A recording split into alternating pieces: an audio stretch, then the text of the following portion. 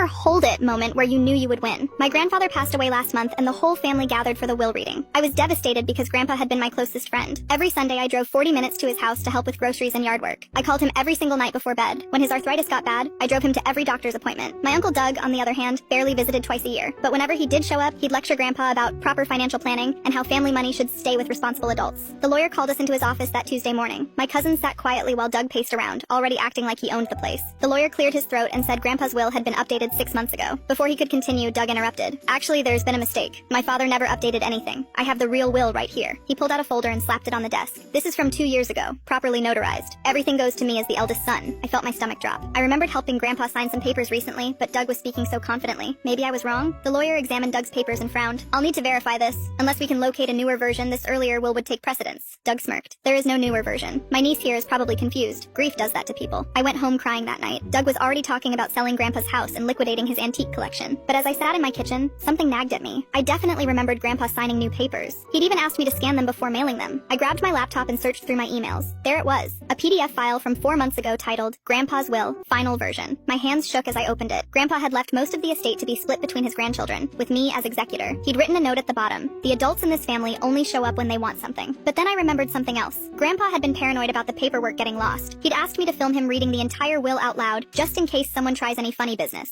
I'd used my phone and completely forgotten about it. I scrolled through my camera roll until I found it. There was Grandpa, sitting in his favorite armchair, clearly stating the date and reading every word of the updated will. He even explained why he was making the changes. The next morning, I marched back into the lawyer's office. Doug was already there, signing papers and acting like the grieving son. He looked up when I walked in. Oh good, you're here to witness me taking care of our father's final wishes. The lawyer asked if I had any objections to the proceedings. Doug waved his hand dismissively. She's just upset. There's no valid update to the will. I've been handling my father's affairs for years. I pulled out my phone and said, hold it. Everyone froze. I played the video. Grandpa's voice filled the room, calm and clear. Today is March 15th, and I'm recording this to make sure there's no confusion about my final will. I'm leaving the house and most of my savings